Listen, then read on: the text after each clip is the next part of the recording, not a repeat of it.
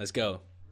All right, salutations and greetings, friends, families, foes, and fans of Through the Grapevine, but now known as Through the Mistletoe. Joshua Wilkinson is joining us. He's got a sparkly jumper. Harsha's coming live from Houston, as it's known, the city in America. He's wearing that San Fran Shock jersey. And boy, do we have an episode for you today. We've been waiting 2 hours to start this because we couldn't figure out how to work OBS. Here we are. We've got catching up to do. We got so much. So let's start it off with an absolute banger. Harsha joining San Francisco Shock. Joshua Wilkinson, give me your thoughts. Yeah, I mean, I don't so much want to discuss like the pros and cons of Harsha joining San Francisco Shock.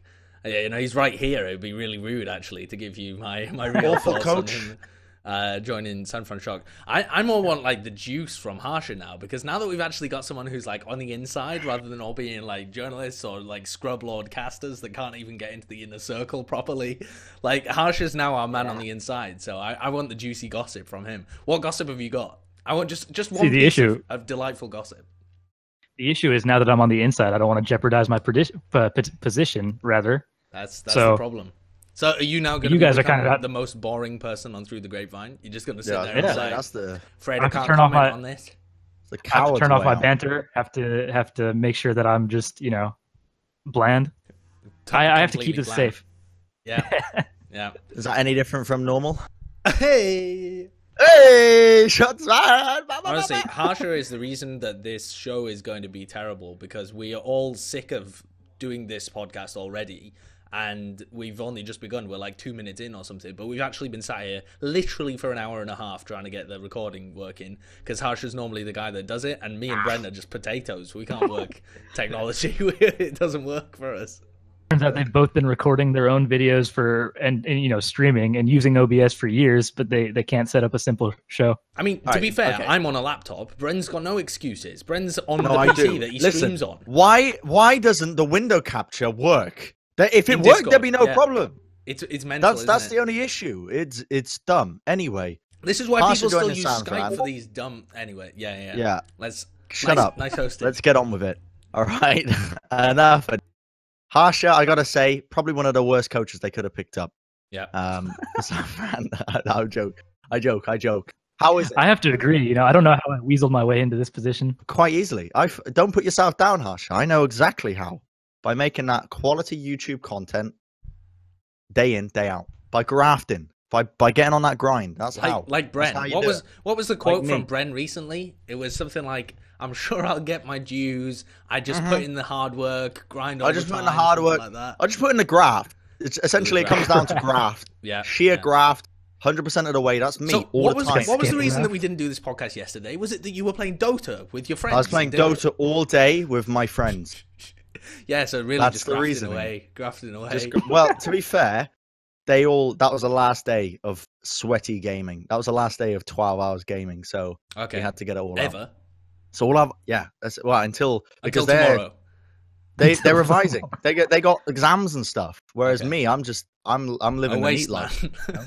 I'm a literal waste man, as it's known. I'm an absolute waste of space. Of a man. All right, Harsha. Of a man. On San Francisco Shock, what is your role? What are you actually doing then? Basically, all the coaches, like, their roles kind of blend together. So even though I was hired as like somebody that's kind of fully in charge of macro strategy and stuff like that, we do like positional coaching. We do macro, like calling, everything. So kind of I just go in every day. I like go over the gameplay and talk to the players about it. It's pretty much it, to be honest. Okay, and you're sharing that with Brad Seffi, who used to be the head guy of Selfless, right? And Legit RC, that's your coaching staff, yeah? Yeah, and I guess the reason I have this job is because I worked with Legit RC on stuff in the past. Did you mess something up? I just sucker punched my microphone. Like, I didn't even see it coming. I just gave that one a roundhouse punch. Why have you just typed in a document? Again, because I just punched my microphone onto my keyboard. I don't have a better. Bren is very. You shouldn't jeopardize the document. This is my teleprompter. Okay, you typed that. I was about to say, Harsha joins San Fran Shock. You just held down that S key.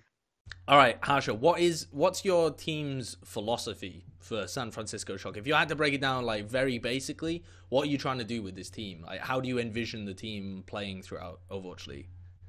So without like leaking too much, I guess it's like very much built around, I would say, having a group of guys that's like pretty flexible. That I guess probably their flexibility is actually underrated to an extent, and building around them, making sure that they can do all the work, and having like a supportive core that's there to, you know, help facilitate it. And I think that sounds really vague, to be honest. But without delving too much into gameplay, I think like we saw people like Baby Bay going off during the preseason. And did Josh's webcam die? No. Oh, no. He's just. Do you know what I'm doing? Portrait. Do you know what I'm doing? I had an arrangement to go out with a friend in like 15 minutes, and because this took so long, I've now had to text him and be like, "Oh, sorry, dude, I'm gonna have to come out in an hour and 15 minutes." So, also, I've got Discord messages like pinging up, so don't worry, viewers, your Discord is not going off. You're not popular. It's me. Everyone wants to get in touch with me suddenly as soon as we start the podcast. But yeah, okay. So that's your thoughts on your very vague PR answer. Yeah. But I think it's very clear that that somebody that is being built around a lot is Baby Bay, right? And I think we saw the pros and cons of that during the preseason, and kind of what we need to work on, because as we saw, I think Spitfire really tried to neutralize everybody else and make sure Baby Bay didn't have any space to work with, whereas we saw him going off kind of against Valiant and against Mayhem. So I know that's kind of what we have to work with, and what we're doing, at least for the first half of the season.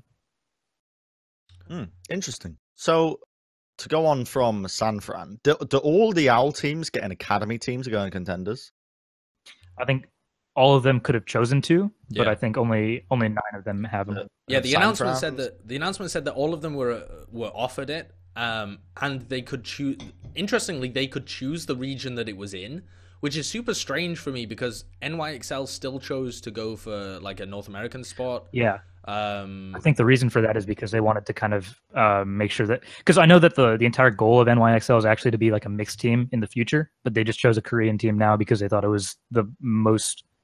That's pretty. I mean, the best way to build a good team, I guess. Yeah. Well, I mean, I think that was the same. Obviously, that was the same situation for London Spitfire as well. That's not any kind of private information because they had this deal at the beginning where they were bidding for Sinatra, right? So they clearly didn't have like a goal of having a full Korean team right from the beginning, and might look to integrate some Western players later on down the line. It seems a little more difficult if you're gonna do that afterwards. If you've got a full team and then you're putting it in. Some screaming going on behind Harsha. That's on me. No, that's me. That's just my little sister being killed. Don't worry. Was that you?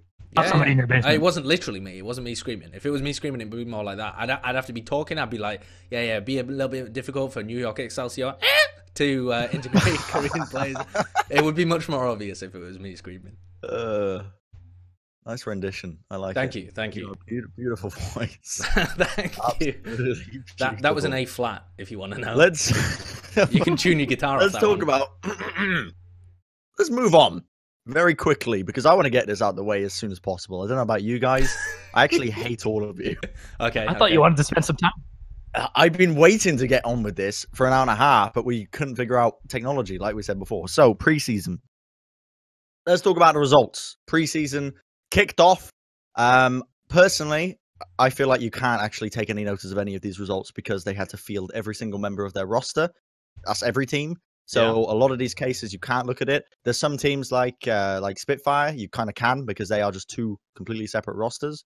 But even then, they were playing against teams that had to field every roster anyway. So a lot of these results, in my mind, are kind of void. There's like just show matches across the board. Yeah, but I mean, even with show matches, it's kind of the same as like scrims, I guess, as well. They can be used as a general guide of like whether teams are completely flopping. Like if some team had just gone out there and completely looked like there were dribbles, the individual play was all over the place, they had no idea about their team strategy or whatever, and they're like a lower level team that would be trying harder anyway, because that definitely is a thing. Like a lot of the underdog teams came into it like really trying in the preseason, much more I think than a lot of the top teams who some of their star players aren't available and stuff as well.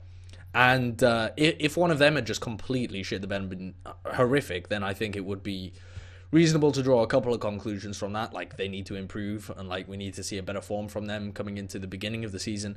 But it was fairly close across the board, so I don't think you can draw too many like really important things from this. The London Spitfires flopping with their GC Busan roster was like a big talking point, I think. Boston Uprising performing relatively well, and in some cases really well on an individual level. Like the big question mark was like, you have so many players with potential, like Striker that you've picked up out of the Korean scene, who's like performing really well, but on a team that loses all the time. Is he really going to be able to perform that well if the rest of his team is still around him and you're like not giving him all the resources you need to? It turns out he's actually really good. So I think it answered a couple of, or didn't answer, but like give us a hint towards some of the questions like this.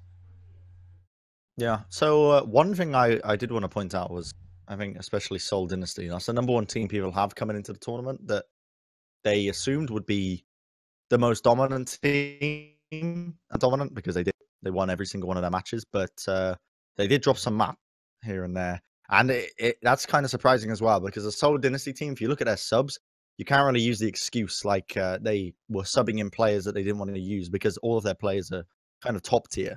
Right. To be honest, some of their subs might have even been better than some of the people they started with. So, like, we don't actually know what roster they'll be fielding, I think. Yeah, but a lot of those guys are upcoming talent that haven't been proven on like a big stage. They've just been really good players on really bad teams. Like, for example, Fletter's only other experience has been at the Seoul Cup, where he performed really well, and I don't think there's going to be any problems with his performance overall. But other people like Bunny and Wiki, these guys don't have experience on top teams. They don't have experience playing on like. Well, obviously they do have experience playing on stage because the whole of Apex was on stage. We'll see what happens with that. So I think even though they're obviously very talented players that they got, they have a lot of DPS people to work with. And so if you're chopping and changing all the time just after you've picked them up, we could have seen an underperformance from them, but it turns out that they were actually just still really sick. They dropped maps though. That's what I was getting to. They dropped maps. Why did you think it was significant that they dropped maps? Because they were actually playing against some like reasonably tough competition as well. I thought they did really well actually. Seoul Dynasty against New York Excelsior. I think that's expected. Anything with Shanghai Dragons in, I'm going to discount as well because they had literally just got to the arena as far as I'm aware and hadn't scrimmed. Who else did they play? Houston Outlaws as well. They dropped a map. It was 2-1. Yeah, Houston Outlaws actually a map and a half, I guess. Houston Outlaws are one of those. Go on. I'd say surprised. I'm not going to skirt around it. I was surprised by it because I looked at the roster, and I mean, you might think as well, come from the TF2 scene, we got a lot of bias towards a lot of these ex-TF2 players. But I had some question marks coming into this, how they were going to perform against a lot of these Korean teams, but the competition's a lot harder.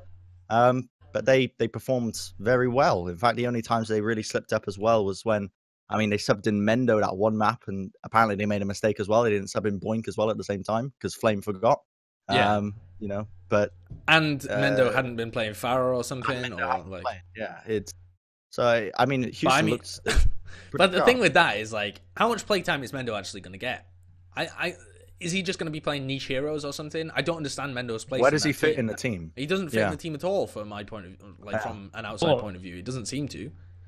From my outside point of view as well, I don't see situations where you would actually sub out Lynx or Jake, because just from, I think this has been like made public, but like I've watched Jake play for teams that I was helping build, and he's somebody that's like a central point, I would say, because he's very vocal in comms, and regardless if there is a skill discrepancy, which I'm not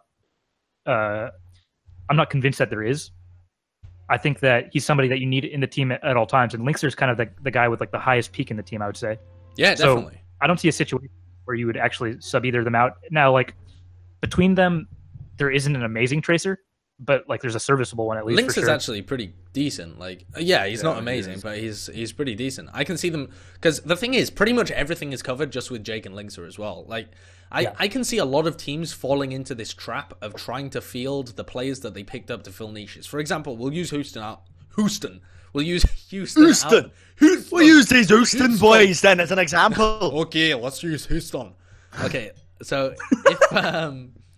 if So they picked up Clockwork to be like their Tracer player, and also to be kind of their McCree and Widowmaker, I assume. Maybe not Widowmaker, actually, because Lynx plays a ton of that, but he was kind of their flick, hit scan, and Tracer specialist, yeah? But if you find out that, for example, Lynxer has a better Tracer than Clockwork, which could happen over the course of the season, might even be the case now, I don't know, I'm not privy to scrims or anything, but I can see teams falling into the trap of fielding the guys that they picked up for that, even though they've got better options, just because they don't want to like leave someone on the bench the entire time, because they want everybody that they picked up to fulfill the purpose that they originally had for them.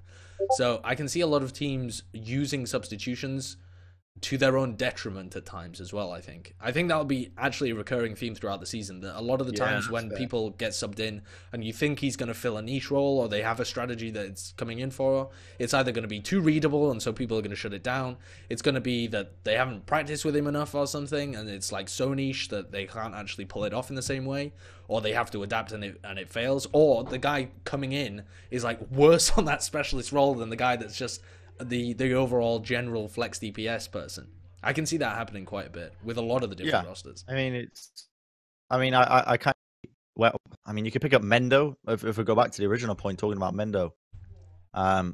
Maybe specialize him in like running those specialist heroes that people don't normally run. So like a Hanzo, a Mei player, whatever. They run all the weird stuff that you want for a specific composition on a map. Because you can only sub in for maps, right? You can't do half the maps or anything like that. Yeah, you can't do half maps. Yep. And so with the substitution roles, you actually do need to tell.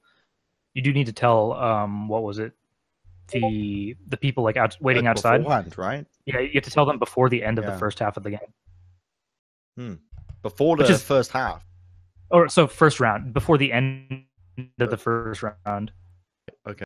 Let's say somebody kind of, I mean, it makes sense just for like from a logistical standpoint. But let's say somebody is like underperforming, and then all of a sudden they turn it on for the second round. It kind of sucks because you can't keep them in. Yeah. The fact that, I mean, I completely understand why they've done it, because they need to keep things moving, right? They have a production that they need to keep fluid. It takes forever to sub people in and out if you can do it on the fly and they're not fully prepared and ready to go in. So it'll keep things running and avoid delays.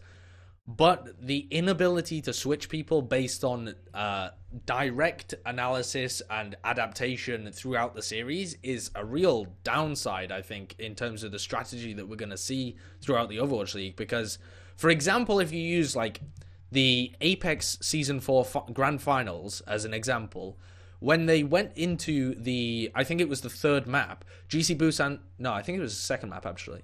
GC Busan just decided to run the Genji Tracer style when the entire season they had not run Genji Tracer. The whole of the season they'd been running Soldier 76 and Tracer. Yeah. And their coach just decided on the fly that they realized their strategy was getting read and wasn't going to work against Runaway. They weren't able to shut down Haxal enough. They needed to match it with their own dive. And so you can't...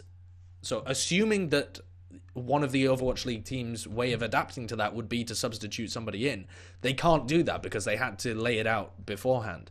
So I think you're going to see a lot less requirement from coaches to make adaptations on the fly, unless he's just kind of relaying to his team stuff like the GC Busan coach did, where you're changing up the play style rather than the pieces that you have and what compositions you're going to play, perhaps. Do you have to submit the players beforehand? Meaning, or can you just... like, you do it the after roster. the you map? have to use the same roster that you had. Yeah. Oh, really? Yeah. Oh, okay. I didn't realize that. If you're playing the Substitution now, you can't just pick up a whole new team halfway through the season. That's. Oh, why can't did just borrow soul. No, I was on about because I don't. Did I hear it from somewhere? But I'm not too sure. Apparently, you was this in the preseason where you had to submit your sub-ins for particular maps, or was that just your map? No. That was never the case. I think that was for Contenders another finals. tournament. Yeah. So and I think that was actually miscommunicated as well, from what I've heard. Like I heard that you could choose maps right after. Like you didn't even have to choose maps before the series started, was what I was told. Who knows? We're past Contenders. There you go. Nobody cares about that. We care about Owl. Yeah, but that's where it's all at. But basically, you need to submit your starting roster, I think 3 hours before. And I believe this has all been communicated, so I don't think I'm leaking anything. And if I am, it's like very minor stuff. But Just you turn the tap on. Fire you the leak next. Just a slow dribble in the background. It's like Nate and Kiki are going wild. They're like, "Where's all this information coming from? We haven't even released the rule book." And Harsha's there, just like, "I bet this has been released, but just in case it hasn't." But yeah, you submit your roster beforehand, and then you submit the substitutions after the first round of every game. Or sorry, at the end of the first round of every game. Fair enough. Wait, I don't understand that. Say that again. So basically, let's say you're playing map 1, you want to sub in somebody for map 2, right? Okay. So after the first round, somebody comes in. After the first somebody round comes of in. map 1, you can. What do rounds mean in that sense? What's a round? Round meaning, like An attack. one attack or one round of Koth. Okay. So after one round on the first map, you can you can set somebody else to sub in for the second map. Yeah, and then you can't do that after. Okay. So you have to make adaptations for the next map very early in the preceding map. Yeah, and to explain something, like what we actually plan to do during, I guess this is like going really into detail, but like we wanted to actually keep IDDQD in for the last map against Mayhem, just because, funny because of like the Swedish rivalry and because they've cut him in the past. Okay. But we got 100-0'd on the first map of Koth, and so we were like, okay, the next map is a map that Dante has played exclusively in practice, so like we'll put him in because we're not sure if we're gonna win this match, right? And then all of a sudden, IDDQD starts playing really well, and then we win the rest of the Koth map. Yeah. And we couldn't have kept him in, basically. So there's a bit of a weird delay on it. Because we already submitted. Yeah. It's a system with a couple of quirks, it seems. But that's the case for a lot of the Blizzard stuff, isn't it? That because the production is such a high priority for them. I mean, you'll see this later when we talk about like the Korean contender stuff as well. Because the production is such a high priority, a lot of the other stuff ends up with like weird quirks in it. But the overall picture, I think, is still really good. Because I would rather... I'm not sure, actually, but the end product is undoubtedly better because of this rule. Yeah, I don't disagree. Speaking of production, let's talk about how it wasn't on Twitch for the preseason as well. It's supposed to be, apparently. I don't know if that's been leaked or not. No, it's been confirmed that it will be on Twitch for the regular season. Has there it? you go, then. So... Nate said it yesterday on the overview, I think. Right. There you have it. I was watching it in bed, but I fell asleep. Nothing against the overview or Nate. But Nothing I against the overview, but none of our viewers fall asleep, so there you go. So clearly the superior podcast. Listen, we can prove it. We can prove it. If you're asleep, comment now. There you go. Not going to be happening, is it? Nobody will be commenting. Not going to be happening. And if you comment, that's for any alive. viewers who are asleep. Anyone who wants to sleep during my podcast, listen, not allowed. Okay? First warning. Second one, you're out. I don't want to see you around these ends ever again. Brilliant. Okay. Can't even do anything about this because it's not even live. Exactly. Yeah, exactly. I don't want to I'm see not you editing it. near our end at Okay. all. So, but right. So the pros in my eyes were that we could actually go over 6K bitrate for Overwatch. It's almost like a... Oh, that was so good, wasn't it? Oh, that was so good. What was it? 14K What, the wine? bitrate or something? It was crazy. It was 12 and a half, I believe. wasn't it? Wine's not bad. Yeah. the wine's frankly necessary. Are you a wine after connoisseur? an hour and a half. Some tasty. I'm going to be real with you. I'm going to grab another drink because I've gotten through another one. Are you going to leave your hosting position? Okay, fair enough. We'll just talk about the Twitch deal. Bring something up, yeah. Okay, Twitch. Yeah, honestly, the bitrate was a game changer though. The fact that it was 60 FPS, 1080p, and it had, what was it, 14K? Was it 14K bitrate? 12K 12 and a half, bitrate? Something like that. Yeah, it was crazy though. It was so much nicer to watch, I think. Yeah, it was a better experience. I think people are just mad that we didn't have Twitch chat, but like honestly, as somebody that's watching for the gameplay, I don't care. Yeah, I mean that doesn't give anything to me. I can see the people saying that it's part of the experience, because it is. I mean that's part of the reason that a lot of people are trying to move their stuff over to Twitch is that you have a more engaged audience. You get the feeling of like a crowd. Could you? Right. Am I alone? This is my podcast now. I'm back at my parents' place, right? So I've got tons of time, but I have to sit in the living room, the dining room, and they're all. I'm going to show you them. Actually, I'm going to show you them. They're all in there, just judging me. Can you see me? Can you see them? Yeah, can you see them through the window? There? Yep, they're all there, just judging me, and every now and then they'll shout through something like, "You've got a microphone. You don't need to shout." Like, I'm trying to be quiet. Please stop shouting, Josh. I can hear you. Okay, Bren's back.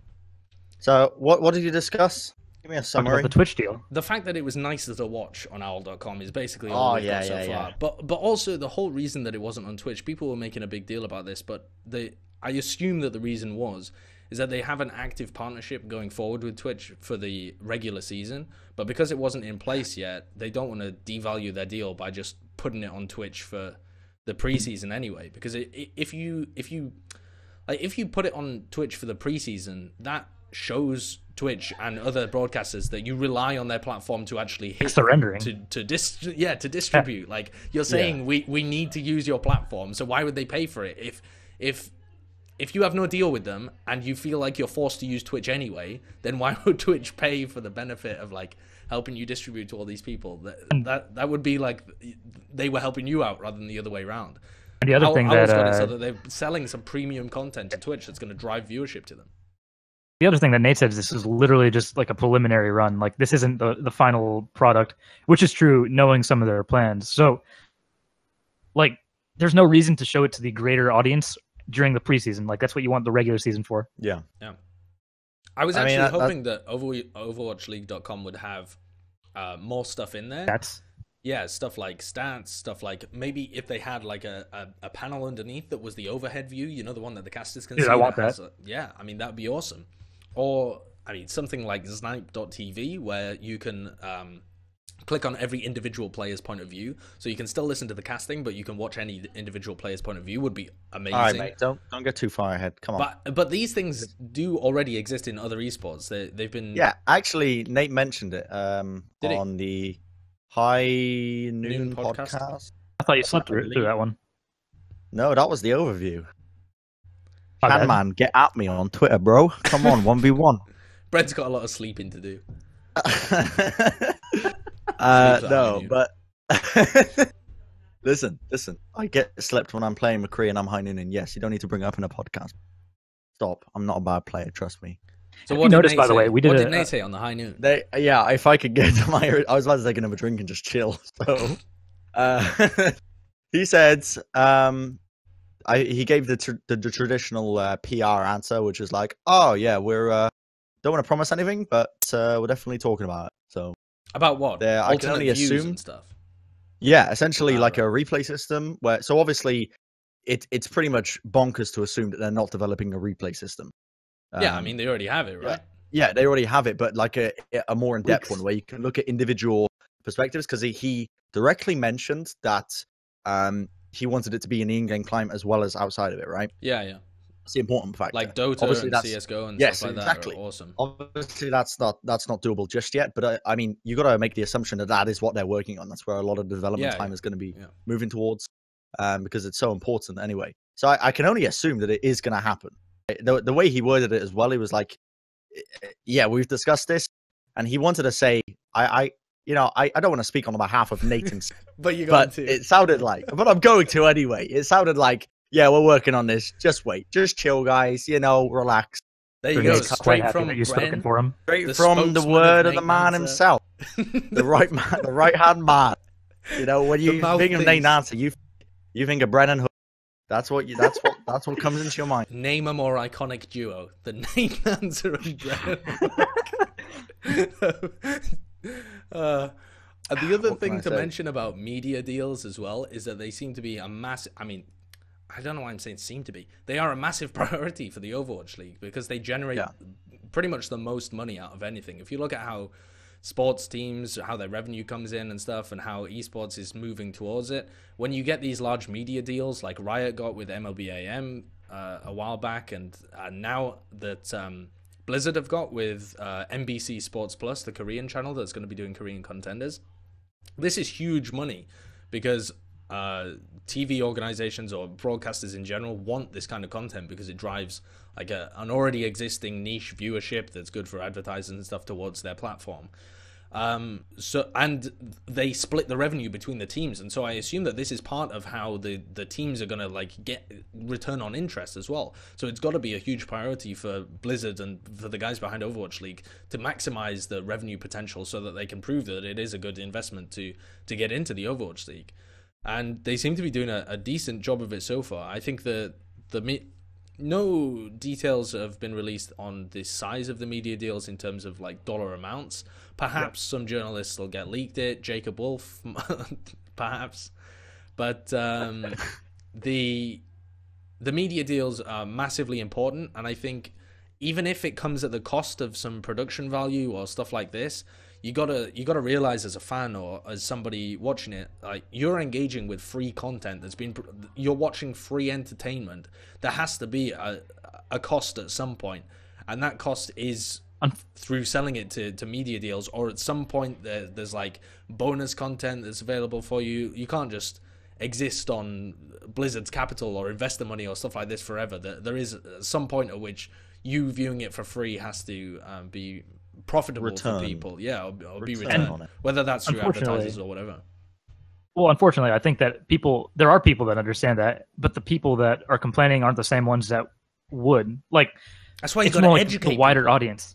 Yeah, educate the Redditors, Harsha. This is an educational show. Just tell them straight, man. Listen, you've been taking way too much from them these days. I've seen you've been putting up content. Reddit has been like, Harsha, who's that guy? He's an idiot. They've been calling you an idiot. They've been calling you an idiot. You need to straight up at them. At them on Twitter. Say, literally put out a tweet right now. I'll draft it for you. Not only am I a great caster, I'm also a social media manager. Put out a tweet. Reddit. 1v1 me. Any day, any week, I'll respond to it. If you 1v1 them on Overwatch, you destroy their hopes, their dreams, and suddenly you're the alpha man. You're the alpha dog. Sure. What they'll never know is that I'll just get Baby Bay to play for me. I mean, exactly. They'll never know. The great thing, the Chinese tried that. 2 of them got banned for account sharing or something. You want to be careful about that, Harsha.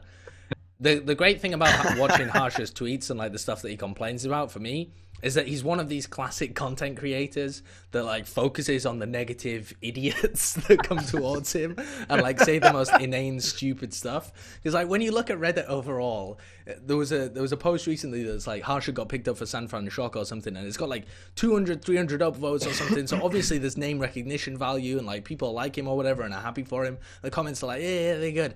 And then there's a few comments at the end that are like, Harsha's fucking shit. He thought the Koreans weren't using Mercy in the World Cup, and Harsha's like, everyone hates me. Everyone hates me. They all think I'm bad. It's so classic as an esports content creator. I get the exact same whenever I cast Dota. The exact same. Oh, I have to focus on. I actually have to make it clear. No, for the record, they were actually. See, this is. No, they were too positive. No, is that what I'm you're saying. saying? No, I'm saying what they should have been more negative. They were right about the Mercy thing because I remembered specifically. Because I remembered specifically Hanamura, and they weren't running that. And I remember during the match, I was watching it, and I was like, "Why the fuck aren't they running Mercy?"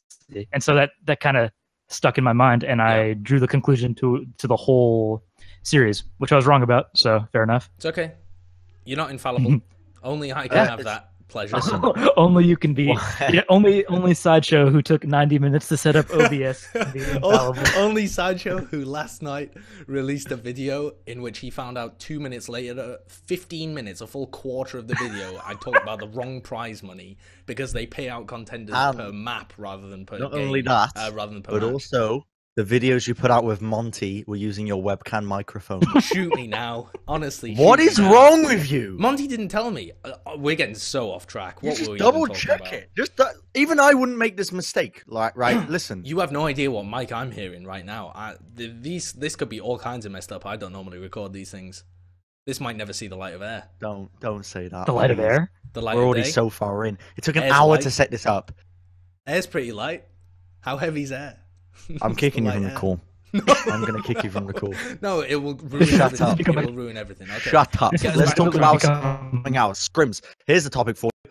We mentioned it briefly before. We've got an insider man right here, Mr. Harsha himself, San Fran Shock Coach of the Year.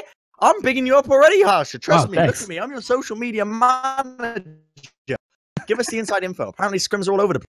Yeah, I mean, I've heard lots of stuff from lots of people. I've seen lots of stuff from my own team. I don't think they, to be honest, I don't think they mean too much. Like, I think even my team takes scrims too seriously when they know better. Let's set the context here though as well, because the whole point of like why people are talking about scrims on Reddit and stuff is that Soon had an interview. He plays for the LA Valiant, obviously, where he said that he thinks NYXL are going to underperform. They've played badly in scrims. Like, they didn't play badly in the preseason at all. They actually played really well, even though they weren't playing with their main flex support, Jonak, who's really sick. They were playing with Libero instead on flex support. It was kind of strange. They're trading Pine and Libero. Yes, yeah. So, yeah, he thinks that NYXL are going to underperform, and a lot of pros have been saying that they think Boston Uprising are going to do really well because they've been taking scrims incredibly seriously and been performing well in scrims. And I think that this is just... and also people think that Envious are going to underperform because they've been performing poorly in scrims recently. You mean Dallas Fuel, my Dallas man. Fuel, yes. Thought I'd correct you now, just in case you get into bad habits later. And I think... sorry, I won't have to ever say that, obviously. Of course. Now you've knocked me off with that. Like, You're talking about Dallas Fuel? Yeah. So I think that the people's views of scrims are a little bit like overrated at this point in time, right? Well, specifically in New York's case, I think that they took like one bad day of New York play and kind of drew a major amount of conclusions from that.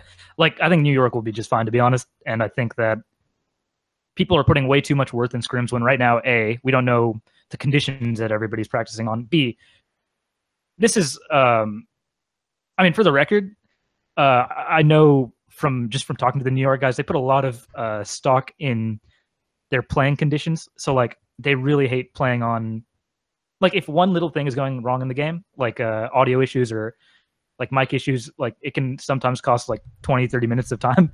So one thing that is going on right now is that Valiant actually can't scrim on LAN client.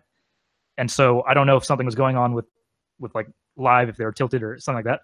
But Widowmaker, who's pretty much Pine's go-to hero, right? And like looking like a staple in this metagame right now. I think she's way different in terms of what value you get out of her on LAN client and on live. It kind of feels like a different hero, to be honest. I mean, that's a bit of an exaggeration, obviously, but she's very, very much stronger on. Man, I was trying to hold it in. I got back off. Sorry for that. I exploded. You're making good points. I didn't mean to cut you off. I just Sorry, Harsh. It was just too boring. No, yeah. No, I agree. And the same thing with Dallas Fuel as well. Yeah. I don't think people should take scrims as the be all end all of. Is that the right phrase? Yeah. It doesn't matter. But I don't. Bren will accept any phrase, but Bren doesn't know what a phrase is. Bren doesn't know what an idiom is. He thinks an idiom means an idiot. He thinks it's an insult when I tell him he's using idioms. I don't use idiot as an idiom. Shut up. Okay. The one thing I will say is I think that like an idiot. He does. I think that people actually are on the money with Boston though, because first of all, a lot of people when they commented on Boston didn't know the full roster. Like people Kalios weren't known. To be honest, I didn't rate Strikers highly at the time as well. When I made my comments with people. Well, the thing is, Striker was always just like this. Like they thought he was a diamond in the rough, but he was a guy who had just had some potential on not a low-level roster, because Roxorkers weren't terrible, but they didn't get out of their group in Apex. They were mediocre. They were a mediocre kind of average to below average level Korean team. And so it's unreasonable to expect that just because someone's looking like they're playing really well in that, even though their team's losing, that they would then be able to go and be one of the best tracers in the league. But potentially that's where we might end up seeing him in the end. So that was a great pickup from them. And they should be lauded for that, kind of proving that they have the talent to be able to see those players, rather than everyone be like, oh, you should have expected it in the first place. No, it was a risk that they took, and it paid off for them. I think that people that say you should have expected things in the first place when it comes to like underrated teams actually devalue like the accomplishments that they're making, because like let's say a team was projected to be 12th, and all of a sudden they're getting, people are now saying they're like 6th material. Well, that means they probably improved. It doesn't really mean that it doesn't mean that they're always going to be 6th. Yeah. Yeah. They improved, or the talent that they managed to pick up is performing better than expected across the board, which it seems to be for them. I mean, Gamsu as well. People say, as soon as he started performing on Boston, or was picked up for Boston or something, people were lauding him as like one of the best tanks in Korea and stuff. Yeah. But he was really like, at times didn't get into the top 5 in terms of tanks in Korea. He was just like a really solid tank that showed really good game sense and awareness on a team that wasn't doing much and didn't have very much teamwork. And so it was difficult to really tell how he was playing at that time. And he was in no sense like a carry tank for the team. But again, like Striker, he's performing really well individually within that team. In my opinion, he's actually not even... I think he might be actually the worst Korean tank in terms of mechanics. But just from watching him, from seeing his gameplay... The Korean tanks are all really good, though, as well. Yeah, exactly. That's not a huge insult, right? But from watching his gameplay and from watching him in scrims and everything like that, he's actually one of the smartest, I would also say. When exactly to use every ability, he's like getting the correct value out of it instead of just using them mindlessly, kind of. How much of these results can you take with a bit of grain of salt? There's another Iridium for you. Yeah. Because what I've been telling people is that I think all the players were trying, but I don't think all the teams were trying. In that sense, I mean that it's not like people were going out there just to kind of have fun, because this is showing that every team's going to have, and you know that people are going to be talking about this for like a month, right? Until you actually play your regular season games. So on that effect, I think all the teams haven't nailed down their strategies, haven't gone over every map, et cetera, and you'll see kind of a different outlook when the regular season starts, right? But at the same time, I think every player was definitely trying to play as well as they can. It wasn't like they were sandbagging or anything like that. Here's one of my favorite things. You remember all the people that were saying that the bronze match game in Apex Season 3 was totally useless between a Freak of Freaks Blue and Envious at the time, because it was like an unnecessary match or whatever. Neither of the teams could actually win. It's a third place game. Not many people enjoy playing them and stuff like that. And so people were like, it literally doesn't mean a thing that they got 4-0'd. They were probably all just trolling in the games and stuff.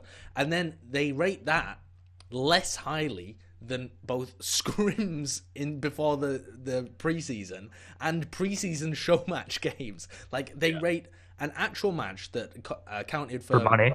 Thousands of dollars worth of difference of whether you place 3rd or 4th, and also really matters in terms of like your overall legacy, in terms of where you actually finish. This was their last hurrah in Korea, in terms of do they finish 3rd or 4th.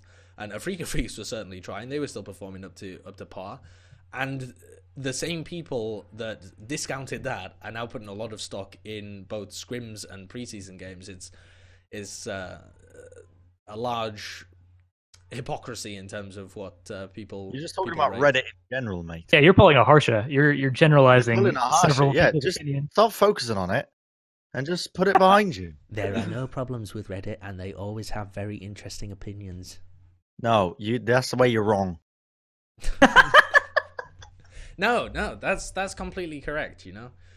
I am generalizing, but that seemed to be the few general people. feel. I read the Reddit threads, and I'm like, okay, this guy makes sense. And then I read the next one, and he's accusing people of being pedophiles, and I'm thinking, oh, that was Twitter, mate. That was Twitter. I had a great run-in with that chap. That was. And I'm just wondering, goodness me, what is wrong with the modern world? Yeah. The other reason I think that a lot of the preseason games shouldn't really be taken that seriously, and the reason that I think a lot of even the top teams whose teamwork used to be so good might be underperforming at the moment, is that the meta is so weird. This is the weirdest meta that we've ever had in Overwatch since we went to Hero Limit 1, I think. There's always been, ever since like before the Atlantic Showdown, really the first LAN that ever happened, and in the online seasons that were leading up to that, there was always a meta. There was always like it wasn't so much map dependent, or you could run a bunch of crazy niche strats or stuff. there's either a group of 6 heroes that are really good, or there's a couple of groups of 6 heroes. Like you can play triple tank or dive, or you can play 2-2-2, or you can play like with a Reinhardt, or you can play a dive comp. That was like Apex season 2. Season 1 was obviously the triple tank and DPS. There was quad tank before that. There was the triple DPS. There was, for a very short period of time, teams were experimenting with like triple support and stuff over in Korea for certain maps like Hollywood and Hanamura. But there's always been more cohesion or more like structure to how teams were playing and what they knew they would expect from their opponents and the team styles of various teams than there is at the moment. I look at the preseason game and it just looks like people don't have a feel for what's the best thing to run right now, or so much is viable that it becomes a mishmash, too much of a mess. Like people aren't honing a mishmash. It's not a mishmash. It's not a mishmash. I don't mean it's like multiple things being smashed together. It's a mishmash. It's like sloppy and messy. You know, like mashed potato, but you've just smeared it on a wall instead. Mosh? You're not using the word mash then. You're still using the word mosh. Yeah, but it's mosh, isn't it? Because it's sloppy mash. Strike 2. One more, you're out. Yeah, but I feel like the meta at the moment is definitely having a part in it, because a lot of those Korean teams came up and they're just like playing dive all the time and playing nuances of dive where their style counters the other team's style of dive, and they're like adding different things in. Now it's a bit more of a free for all with Mercy in a weird place. I would agree to an extent, but I think that there are several factors contributing to why we see so much coming out. And first of all, I don't think it's only been dive, right? Because we've seen stuff like May out of Rascal, or we've seen not in Apex, New York. No, I mean in current time. Yeah, are you? Yeah. I mean when they were playing at their best and like when they actually won championships. Right, mostly dive or like they were Soldier Tracer. Yeah, exactly. Yeah.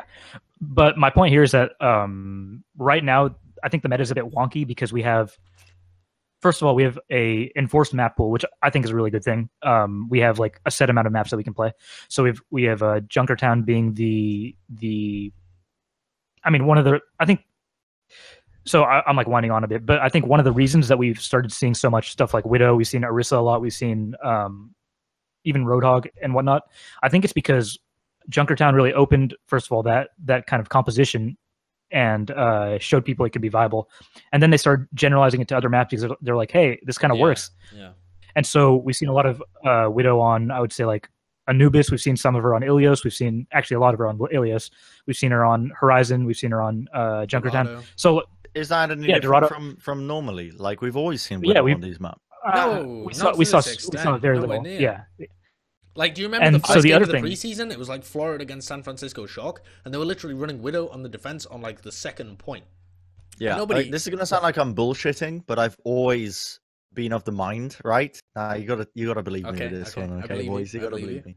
I've always been of the mind. Yeah, I've always been of the mind that Widowmaker is underrepresented in the meta game, at least as a general, because she's still incredibly strong. If you really just put your thinking cap on like I am right now, this is the hat I put on whenever I want to use my brain. It makes sense, right? The amount of damage you can put insta-gibbing like 200 HP heroes with ease if you have the aim, the mechanical skill. One of the few heroes in Overwatch that actually does rely a lot more on mechanical skill as opposed to just cooldown timings and rotating abilities, things like that, and working with a team. I feel like all it takes is one good player to just take Linksa, for example, another player who people were underestimating coming into Contenders, and now he's shown to be probably one of the best DPS players in the world. That's a claim that I'm making. He's shown the extent and the damage you can do with Widowmaker. Pine as well is another example as well. It's incredibly powerful to have a very good Widowmaker player on your team because it opens up a lot more avenues on these maps. Because there's a lot of maps with these long sight lines, Ilios Ruins, Anubis. Yeah, but here's the thing. Horizon. Widowmaker's been kind of buffed recently by the fact that Mercy's come back into the meta, because you sit sit back with your Widowmaker, and if you manage, if a dive comes into you, you can absorb it much more easily if you have a Mercy on your team. Because if they dive into you and you get picked, you res up that guy, or you have Valkyrie available and you just counter the entire push. But you can keep people up and alive even if they dive onto you, and if they don't dive onto you and they just sit there, you're going to be able to get picks. Whereas previously, if you ran a Widowmaker Tracer composition, you had to play the collapse dive style really well, because you can't just sit there, because otherwise the enemy team's going to dive into you. And if you don't deal with that dive in the same way that like Dallas, Envious used to be really good at when they run Taimu on the Widowmaker and Effect on Tracer. Like, they were really good at separating the distance, having the Widowmaker play really far in the backline, so the dive has to extend very far into them, and then they're able to collapse. But the collapse is like, you don't even have to do it that well at the moment, because you can resurrect somebody and just sit your Mercy at the back with the Widowmaker and damage boost them as well. I think a lot of the meta at the moment is being tweaked and like given weird quirks and bumps by the fact that Mercy's in there. Yeah, that's actually the other point I was going to make, is that Mercy is actually really, really strong, and that she enables a lot of different things that we're seeing now. Because, like, I don't know. I mean, I think it really helps. First of all, it helps counter dive styles when if you get like engaged upon, and like you're saying, you get collapsed on, all of a sudden your Mercy is going to have her Valkyrie, and then your team's also going to be able to take out their tanks. They're going to be in a position where they can't get res, right? So I think that dive essentially was significantly stronger before, but now with Mercy, it's you can't really play it the same unless you're just extremely good, and the other team can't really react well to it. And right? I think that's one of the reasons that GC Busan have got worse as well, even after APAC, because APAC they were playing in the Mercy meta, right? But they would still dive in aggressively. They were still playing like a Genji Tracer kind of style with Profit on the Genji, which was something that they weren't playing at the beginning of Apex. It's like an adaptation that they've made. They carried it through to APAC as well, and they would dive in and get the picks. And if they lost people, because Mercy was on the previous patch where she could just survive the whole time, she would dive in and resurrect the people who'd gone in aggressively to dive. But now you can't do that, because if you go in and try and resurrect people in the front line who've gone in and like died because they're trying to get value out of their picks, people like the Tracer or the Genji, you got to stand still and be like, what? And you're dead.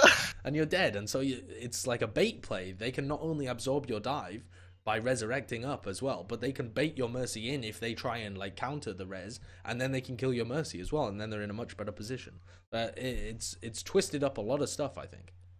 The other thing we've seen is that it's not only we're not seeing so much Lucio right these days. We're seeing like a lot of Zen Mercy or Ana Mercy, or I guess sometimes Mercy Lucio, or sometimes you don't see Mercy at all, but that's pretty rare, I would say.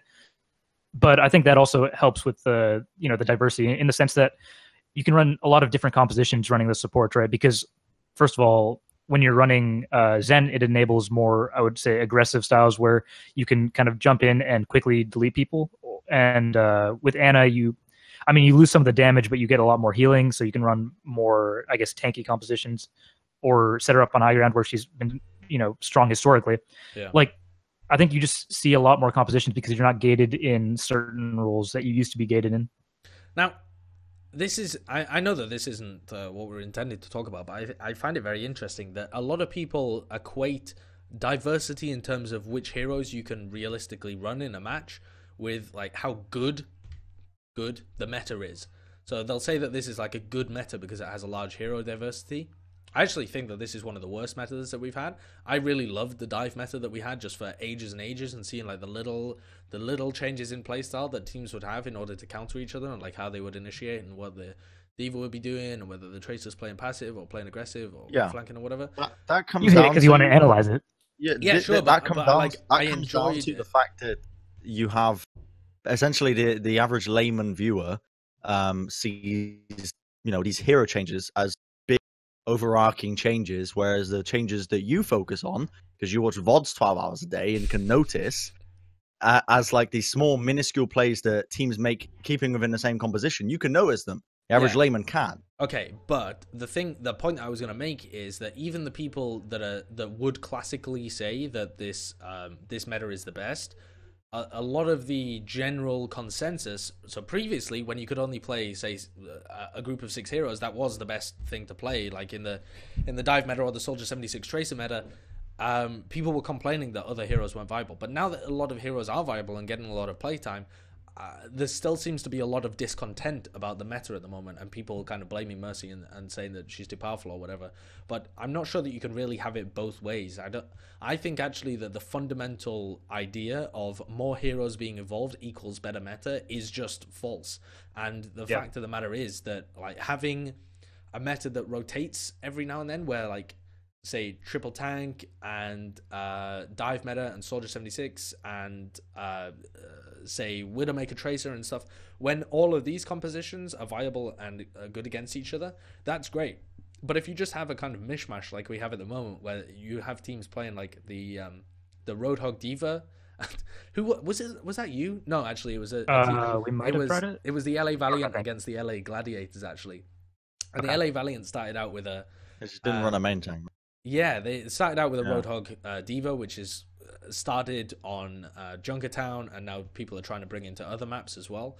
And it just didn't work at all, and it was the most boring gameplay, and it was just horrible to witness because they were standing around waiting for picks the whole time and not taking any initiation. It was just really bad Overwatch. And I think just the graphs that people make about hero diversity do not accurately reflect how engaging a meta is to watch or how tactically deep it is or any of this stuff. It's a poor indicator. I agree to an extent with you, but I would say that you don't want only 6 heroes to be viable because, first of all, it gets boring for some viewers. And the other thing is that, like, well, actually, first I'll address why you don't want 24 heroes to be, or whatever, however many we have right now. I'm going to stop you there. Hold that thought. What? Okay, go ahead. I'm desperate for a piss. Well, you could have just. We're not editing this. No, we're not editing. I'm going anyway. You're gone. Don't this edit is the it. second No, time we're keeping it going. It's fine. I don't know why I said hold that thought, but you can continue. I'll give you continue permission. the thought. While he's pissing. Yeah, continue the thought and imagine it being released from your mind in the same way that his urine will just be released from the bladder. You know, with a satisfying as you really get that thought out there in the best way articulated possible. Well, I'll tell you right now that this video is going to be demonetized, but my point was that it gets closer to that criticism where people used to talk about how Overwatch is like a rock, paper, scissors game where you just pick whatever counters the other team. I would say that if all 24 heroes are viable, then you could actually reach that sort of extent, but I don't think... I think that's obviously overblown a bit, right? But I think that having a smaller hero pool actually increases consistency in results, and you can kind of see... I guess you'd be able to analyze better and see, you know, what teams are doing.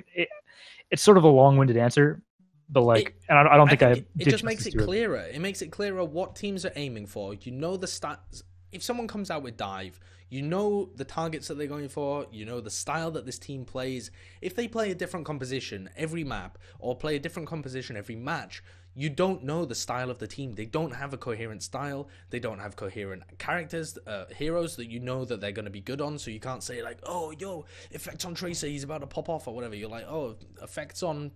I can't even think of a hero that's like super niche. Doomfist. Yeah, no, he did play Doomfist actually. Right, but it's niche. Yeah, okay. So it's like, effects on Reinhardt. Come on, man. I don't know where this was going. Sombra. But yeah, that's a good one actually. Like effects on Sombra. Okay, what's he doing with this? We've not seen this before. It's cool if you normally play a huge amount of stuff. If you normally play one composition a lot and then you add in like this brand new composition that comes out of nowhere, that's really cool to see because it's something brand new. You get to see how they adapt to it and stuff. If they're playing new compositions all the time and they're just kind of throwing things against the wall all the time, you don't get any sense of a team identity. You don't know what to expect from the team. You don't know how the fight's going to play out. You have to have some expectations going in it in order for it to be rewarding when you see the end result, I think. I do legitimately think the meta will be more constricted if Mercy ends up getting nerfed, or if the other thing is that people are using a lot of Junkrat, whereas you normally wouldn't see a character like that, right? Kind of because he's just got some insane skills right now. So I mean, he's like an anti-teamwork hero as well. Yeah, he just sits off on his own. You know, doesn't interact with the team that much. It's yeah. I mean, okay, let's move on. I want to move on. You can move on. Lord Bren has decided to move on. Do you have a good point to make, Harsha? I mean, I was just going to say that once you see some more meta change, like some nerfs and buffs, I think that the meta will shift towards a more, I would say, consistent place. Yeah, I think this is the what do you call it? The wildest. What's the word I'm looking for? Like the outlier. Yeah, no. Outlier. The exception. Normally. The exception. I think this meta is the exception. Multiple words for it, really. Yeah, that's true. Yeah. Lord Bren dictates that we must move on now. Is pissed. So move on, we shall. Yes. Oh, I've got salt everywhere. I've just literally thrown salt all over my laptop. You're a moron. Oh man, this is gonna taste. Well done. What are you doing? Don't eat the salt. Salt on his laptop. You need a carrot. What's wrong with you? I thought that would be funny. It wasn't. It's not funny to eat salt. It's just weird. No, I mean it doesn't matter. Don't do that. Stop it. Carry on, Bren. Carry on. Get some help. I'm carrying on. Let's talk about Philadelphia Fusion. Not because they're the next point on the document, but because I've wanted to get to this point for quite some time. Okay. But we've talked about something I don't even know what we've talked about. How would I speak about Philadelphia Fusion? I haven't. How do you speak? Because we haven't seen them. Where are they? Who even knows? Are they even in LA yet, Harsha? I don't even know myself. I believe Joe Meister is in LA. Sweet. Okay, that's one person. Where's the rest of them? Maybe they haven't. No I clue. mean, to be fair, if you hadn't got there by now, you would spend Christmas at home, right? You're not gonna Exactly. go there for Christmas, are you? So what does this mean about scrims as well? Like, are they not going to get any good scrim time onto the LAN client? As far as I know, they've been scrimming. They've I been think scrimming in probably Europe. EU teams. They've Yeah. been Because scrimming most of them are European in EU. teams. Yeah, which means that Wow. they presumably they haven't been integrating themselves that well with like their American players, and also they haven't been playing on the LAN client. That must the be Screams as awful well. for morale. I don't know what the issue is. They haven't really said what the issue is. They called it player logistics, right? My Visa pet issue. theory is that they're just trying to swim there instead of playing. And then We might not see them until season 2, dude. Yeah, Neptuno's the closest because he's in Spain, right? He just had to hop over Portugal and then swim across the Atlantic. Actually, maybe Shadowburn was the closest because Kamchatka, if you just cross the Bering Strait, is really close to Alaska. But he's got a long way to go, I think, if he wanted to get from Moscow over to... I don't know where he lives, but probably scrubbing somewhere Overwatch. on the west. Physically training, ready for the strenuous trip to I'd America. like to remind you, he can't actually cross the Bering Strait. It's currently water. So Yeah, He's he can just- swim, mate. you think he'll make it? Have you not seen Shadowburn's sleek, lean body? He's a born swimmer. He looks like He's like Michael a fish. Phelps. Half You've given- fish, half man. You've given Reddit plenty to think about. The Russian version of Aquaman. That's what they call him. That's what they call him. That's what they called him the whole time in TF2. Honestly, it was We call him the Aquaman. Russian Aquaman. Yeah. Just the way he glided through the air Oh, like it was water. like a I see him fish. dancing. Like a fish Exactly. in... Exactly. He danced like a fish as well. Why are we just going ham on Shadowburn? I don't know, mate. I don't know. We're not. There's no insults here. There's only love. It really You is. called him a fish. Yeah, that's a compliment. It is. He's playing with the fish. Yo, if somebody told me I threw Yeah, shapes like a playing fish, with a I'd be like, fish. He's playing with a carp, mate. Mate, as dumb as it is, those Twitch spams get me every time. I don't want to admit it, but those Twitch spams are the Carpe best. ones are very good. Yeah. no, they They're tickle so me good. as well. They tickle it's- me. It's impossible to like relate to somebody why they're funny because you can't phrase them in the same way. But it's something about the way that they're phrased, like in a very formal thing about phase realizing that they've You got can't talk about problems. Sinatra hanging out the spawn door and somebody would find it funny. Yeah, It's- that's true. It's true. It only exists in Twitch. in that one medium. It But does. Philadelphia Fusion, I mean, these guys they're not screwing. Sado as well. Sado is suspended for boosting apparently. Yeah. They so obviously they knew about the boosting. Assumed Yes. it wouldn't be as big of a Yeah, deal. they said they actually had an interview. I'm not sure who it was with, but it was posted on over.gg. probably. It might have actually been an interview with the over.gg people that said the team knew about Sado's boosting, but they weren't sure whether or not he would get a suspension. So they like took the risk. They knew that he'd been boosting, and they knew that there'd be a backlash from the community. They said they didn't anticipate this level of backlash whatsoever because Inven, the Korean kind of Reddit, were going mental about it. They Yeah. really hate boosters, and for the people that don't really understand as well, like boosters hurt every game that they're ever in. If they place in a game and go down in order to start boosting, they throw games, and then when they go back up, they're winning games, They're ruining and taking games. them away from the other team. So they literally either throw or what's the opposite of throw, like overly stack any game that they're ever involved in, which is why they're hated so much in Korea, because people in Korea are way more serious about their ranked experience, which is why it's way better as well. Yeah, and so Well, Sado's history apparently didn't get noticed by Blizzard on the first run through or something, which was why there was this weird confusion about it. I think it was the time of the World Cup. But he eventually got this suspension for the first 30 matches. So we which won't is see- how long?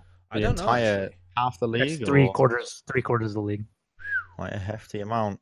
Yeah. Yeah. Yeah, I mean, to be fair, they do have a quite good tank line, though. Like, Fraggy's not somebody to scoff at, is he? No, absolutely not. No. No, he's not. But Fraggy also plays a kind of a unique style of tank. Yeah. Like, you have to play around him, I think, when he's playing on Reinhardt or on Winston. So I think this changes the, not the dynamic, but maybe the style of the team a little bit. Some of the European teams, like Florida Mayhem, who've played against Fraggy before and know how he likes to initiate or play when they're using Reinhardt, should have some idea about how that tank line is going to be structured, because they're going to have to play around Fraggy so much, I think. Whereas we don't know anything about Seda, but he's just supposed to be a mechanical god or something. So over the last year, what I was told is whenever an EU team picked up a new tank, they would try and scrim against NIP, or I guess Giganti as they were later known, as much as possible, because it's basically like throwing somebody into the gauntlet playing against Fraggy. Yeah, he's an incredible beast.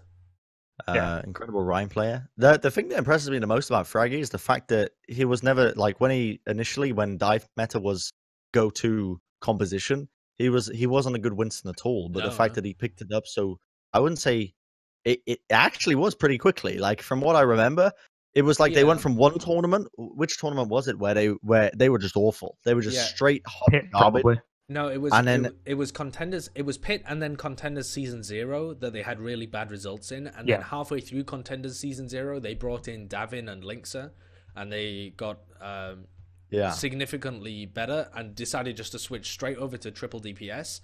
And Fraggy was then playing just like 100% Winston from then on, and he did improve pretty quickly. I think it's more impressive actually, like the level that he ended up getting to, because the difference between where he started where he was and what exactly. What was this like before takeover? He was a pretty poop Winston, to be honest. It was awful. It was honestly awful. He didn't look like he had the idea of it. No, I mean that in the nicest way possible. I remember watching it thinking, God, this is terrible. Yeah, it was. The whole team wasn't playing well as well, but Fraggy definitely improved over the course of 2017. Big up Fraggy. Still owe him €20. Never getting that back, lad. You've been scammed. What was that for? What did he give you €20 for? In Germany, where after takeover, apparently in Germany they don't take card anywhere. So I had to borrow money for drinks at a German nightclub, and he just gave me €20. Not getting that back, lad. What a lad, yeah. He's got our money now. Unlucky. No chance. Is that the way it works with you? Like, you only give money back to poor people if you borrow it from them? I'm like Robin Hood. Okay, except instead of giving to the poor, you give to yourself and buy drinks with it. Mate, you're like Robin Hood if he was a homeless man. You're like Robin Hood if he was a thief with no morals. You're like Robin Hood if he wasn't Robin Hood, and instead was just a thieving hobo. Just a normal thief. You've nailed it. Okay. I'm glad we hammered that one out. You've got it. I mean, I grew up from a poor background, you know? I grew up in a council estate. My family were gypsies, apparently. Mate. That's what my family keep telling me. Mate, hit me that's not even a joke. I'm not joking. My family were Romanian gypsies. I came from kind of the lowest, I guess, class status that you can call in the UK. I've earned my position here. I wouldn't have expected it, Bren. No, not the way I can't pronounce the TH or anything like that. Same here, though. Here's a funny story from when I was young. When my parents decided to move house from the place that I grew up in, from like when I was first born until I was about 7 or 8. And when I was 7 or 8, some guys that lived down the road from us on this kind of estate got put in juvenile jail for throwing rocks at a baby in a pram. So there you go. That's a classic maneuver from where I come from. Yeah, that's what they call the Bren down in Gloucester. That's what they call a Bren. They call Bren maneuver. The Bren. Let's move on.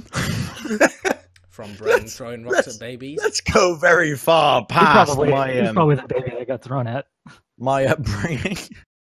Yes. Let's talk about Semler and Crumbs joining Owl. There you go. There's some spicy bit of news for you. Reportedly. I'm going to say they are. Confirmed by Bren. Again, Nate Nan's mouthpiece. Right. Here's the thing with this, right? Yeah. You look at the talent. If you look hard, here's the thing, right? The thing goes right. You look hard enough at different talent, you can find who's working Owl. Yeah. You look at the Twitter. If you look hard enough at who they're following like and who's following them, you will find, if you look at the people working in an owl and who they're following and who they're responding to, you will find who is working in an owl. But people haven't clocked it. See, I think the thing is, if you followed any Overwatch casters, they probably only follow Overwatch players, or like follow a lot of Overwatch players rather. Yeah, including non-owl casters. That's true. Yeah. Bren's trying to allude. I know what he's trying to say. He just said it really poorly. Bren's trying to allude to some like leak that he doesn't quite want to leak, but he would quite like to leak. But we're not going to leak, and we're actually just going to ignore what Bren said. It's Is that a winking. wink? I got the double. It's called a blink. It's called the Bren. The brink. The brink. The Bren is a twink. The brink. So, I'll leave it up to the general audience to figure this one out. I've dropped the hints. I've dropped the clues. You've dropped the clues. People, I can tell you're getting sick of this. Bren, Look at you. You're really getting annoyed. I'm not getting annoyed. People assumed that the owl signings were over, and now you're just like, okay. Anyway, I'm dropping hints. Okay, I'm dropping hints. This was a bad topic to get onto. He's wasn't brinking. it, Bren? Watch. Right, let's talk about it then. Semler and Crumbs reportedly joining Owl. Yes, they're all right, gents. Listen, they are. I've never met Semler. I've never met Crumbs, but from what I know of them, they both have incredible. Gents. They're all right, gents. Trust me, Harsha. Listen to my wise words, okay? I'm speaking from years of experience. I need more wine. Like fifth glass already. I've run out of Coronas, so we're getting into the serious business. Okay. I still have some water. All right. So listen, go on. I haven't finished my point. You're just interrupting me. Go on, Bren. Don't jump in. I was still talking. That's it. Sip your wine, you sophisticated piece of Shazam. Talk then. Talk. They seem all right. Trust me. Listen, I've watched a lot of CS. I've watched no League of Legends apart from Worlds every now and then. Didn't even know who Crumbs was until then. But I've looked at his work. He seems like an all right chap. Trust me. This is what Al needs to get off their feet, right? They need a lot of broadcast experience. They need people who are going to be working in the league, who know what they're doing, and who have a following already as well to give us this sort of prestige, this sort of going on. So people, might be following it from other games. They're going to see these commentators, these common faces. They're going to recognize it. Now, the argument people have is, they've replaced ZP, but it's been said multiple times that's not the case. Yeah, I mean, well, when you say that's not the case, you mean that people like ZP and JCap, who reportedly have not got Overwatch League positions, are unrelated to the fact that new talent has been signed for the Overwatch League. Thank you, my lawyer. Yeah, you don't mean that. You don't mean that it's untrue that. Okay. Anyway, yeah, those two things are reportedly unrelated. But the fact that you say reportedly. That's the like they were going to get picked up anyway. That's the leak I'm giving out. That's the thing I'm going to give out to the general world because I'm sick of seeing it. I'm sick of seeing it, Josh. Friend the journalist. I'm sick of seeing people talk about it like they're both exclusive to like one another. No, they're separate deals. They were going to get picked up anyway. Sure. It's annoying me. Okay. But on the topic of that, what do we think these guys are actually going to bring to the broadcast? Because let's assume that people have never heard of Sandler or Crumbs before, even though if you've come from CS or League of Legends, two incredibly large esports that a lot of people from Overwatch are familiar with, you should definitely have heard of these guys. But let's assume that people haven't heard of Semler and Crumbs. What do you think, first of all, Semler is going to bring to the broadcast? Like, how would you describe him as somebody who, if he's working with Overwatch League as reported, what do you think he would bring? Years of broadcast experience, for one. I mean, the guy has been in hosting roles. He's been in commentating roles. I'd imagine he's been on analyst desk as well. Not that that's going to relate too hard. I'd imagine they'd want to put him in a commentating role, in a casting role for the Overwatch League. Again, I'm not sure where they want to place the guy. But, I mean, at the end of the day, if this is a deal that you gotta remember as well, this is going to be months in the making, if not possibly even a year. The guy has had some time to work and actually learn the game. I think that's the main thing that people are worried about. He did the Overwatch Open, but he had to leave halfway through because of I think it was a family issue, right? He had to run off, and so they mixed up some of the pairings for the grand final. Because Anders ended up doing it with, was it Anders and ZP or Anders and Mr. X or something? Anders and ZP. But I mean, just as being someone that's watched both League of Legends and CS:GO, like I think that both are very talented broadcasters. I think that they'll bring I mean, it's not like they're coming in and they're just not going to know anything about Overwatch and they're going to just be on the Overwatch League stage, right? They've definitely been preparing for these roles and they've probably known about it. That would be mental. Yeah, that seems to be. I literally think that people actually think that might be the case. Like, that they're going to do like a rudimentary 1 week of research, right? No, they've probably been preparing. Literally, Blizzard just said to them a week ago, "Oh, do you want to do this outing we got going on?" Just don't worry about it. Don't learn anything. Just come in. Yeah, because definitely Blizzard classically don't care about the quality of their product. They're not super anal about the quality of their product. They'll just pick up any old schmuck who doesn't know anything about the game. Yeah, definitely. Hence, casting Contenders. We won't go into that. I mean, on the topic of they haven't earned it or whatever, you're not earning positions by being in the game for a long time, right? You're earning it based off of your merits, based off of what we've seen from them in other games. I also think that for whatever reason, Semler got just like a lot of hate from the CS community. I don't really I've never had issue with his casting. Like, I think they just kind of got tired of him because he and Anders were doing so much of the. But I personally think he's quite. They'd been the voice of the game for so long that I think people, as you said, got sick of them, and they wanted more. I think from that hybrid pairing of Anders and Semler than they were able to give. As in, they wanted more analysis, and so I think that's why they focused so much on Semler. Even though, really, when you go back and listen to how people were talking about Semler. Say a year ago or stretching back to really when they first became the big voices of CSGO, was that Semler was the guy that was kind of making the duo. Because even though Anders has even though Anders has a ton of natural talent for casting and a lot of ability and really puts a lot of time into the game and knows the game really well, Semler has some kind of charisma and showmanship that really can't be taught that much. You just have to have some of it, right? And Semler's, I think, a born kind of showman. He makes every broadcast more than just some dudes talking over video games. He makes it into a show, whether that's because like a professional show. Yeah, and I think he adds some unique flavor to it as well, in a similar vein to how Monty does as well. I think they have this unique fashion sense as well, so that when you see Semler, you know he's going to be dressed in something either ridiculous or flamboyant or it's a bit rude. Fantastic.